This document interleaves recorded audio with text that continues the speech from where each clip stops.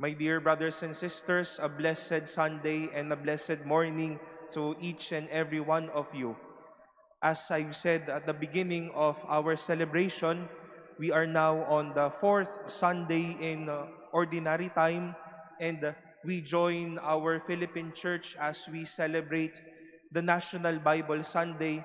Particularly, we celebrate today the Sunday of the Word of God.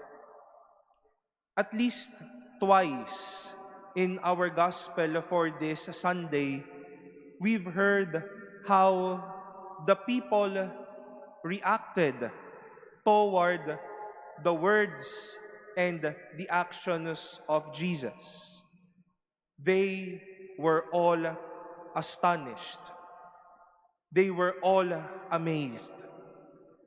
Namangha sila sa mga sinabi at sa ginawa ni Jesus sa kanilang piling.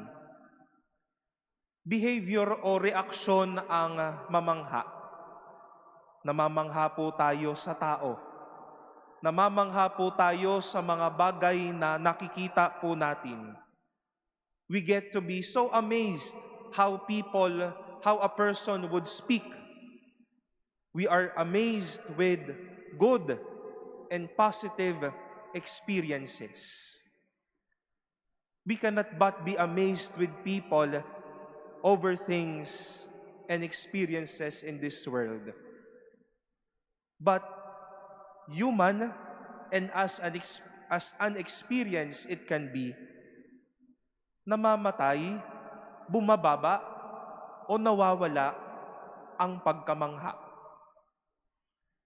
Over all these things, my dear brothers and sisters, may isang bagay po sana na wag mawala o magandang tignan, baka unti-unti na itong namamatay sa atin.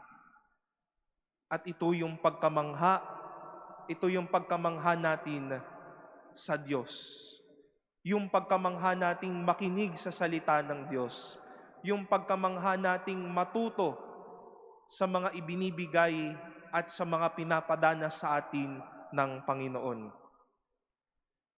Dahil baka nga namamangha po tayo sa tao, namamangha tayo sa sinasabi ng tao o sa mga nakikita natin, pero wala na tayong oras, wala na tayong puso para mamangha sa Diyos. The people of Moses in our first reading seemed to have a dead spirit. A dead spirit of amazement. Napagod na silang mamangha, and they even said to themselves, "Let us not again hear the voice of the Lord, nor see the great fire anymore, lest we die."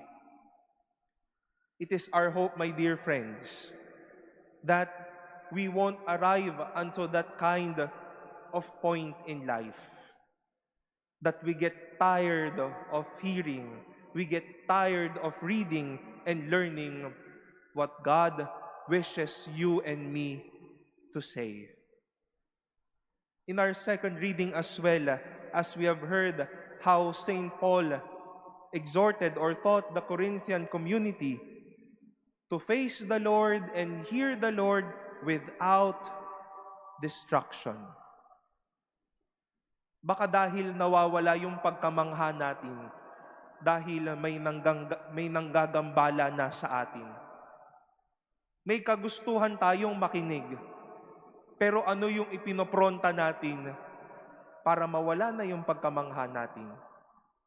O baka tayo mismo ang nagiging dahilan bakit nawawala na yung pagkamangha ng bawat isa sa atin kapag Diyos na ang nagsalita, kapag salita na ng Diyos ang pag-uusapan, kung mga bagay na ng Diyos ang dapat pag-isipan at pagnilayan sa mundong ito. Ano po kaya ang mayroon sa isang bagay na napapanatili natin yung pagkamangha natin? Hindi ba kapag namamangha po tayo sa isang bagay, hahanap at hahanapin po natin ito? Gusto nating makatabi ito. Gusto nating parte ito ng ating buhay. Kasi nga, namamangha ka. Kung ganun man po tayo sa mga bagay, sa tao at sa karanasan, sana ganun din po tayo sa Diyos. At sa lahat ng mga pamamaraan niya para ipadama niya sa atin yung kanyang pag-ibig at pag-aaruga. It could be possible that we do not want to be amazed anymore because we do not like it anymore. Or we put up ways how to distract ourselves and lose our amazement. As I've said, today is National Bible Sunday, the Sunday of the Word of God. Mulit-muli ko po kayong tatanungin, saan o kanino pa po tayo namamangha ngayon? Kapag sinabi po bang ninilay tayo ng salita ng Diyos, parang hindi po tayo makapigil at sige, magnilay tayo ng salita ng Diyos. Baka dumaan lang sa feed natin sa Facebook ang isang simpleng verse from the prophet Isaiah, from the Gospels, I don't care. Mas gusto ko pang makita kung naka-check out na yung gusto kong bilhin. Baka pag narinig po natin na nag-post ang Manila Cathedral ng homily ni Mons, ng homily ni Cardinal or ni Father, mas pupunta na lang ako sa TikTok dahil makakasayaw ako doon, meron akong gustong makita doon. Saan pa po tayo namamangha ngayon?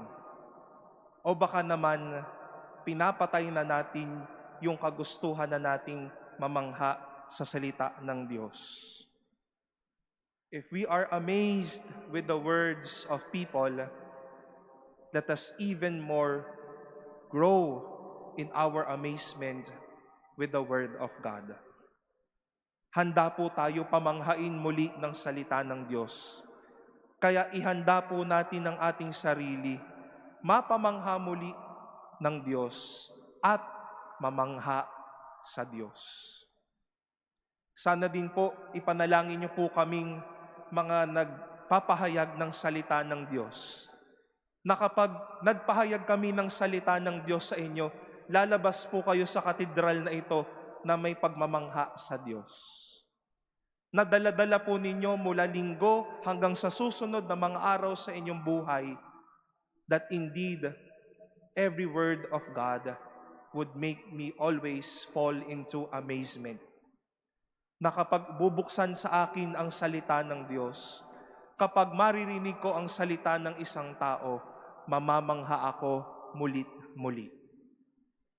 My dear brothers and sisters, if we are amazed how we've been growing, how we've been witnessing people in our lives and journeying with people, let us rekindle that fire of amazement for God.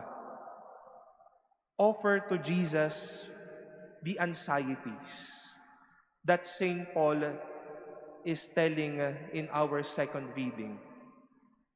The anxieties that would take off the amazement. And let God offer us and give us again the amazement. Then let us live in amazement so that we cannot but want God's word to strengthen us and God's word to bless us.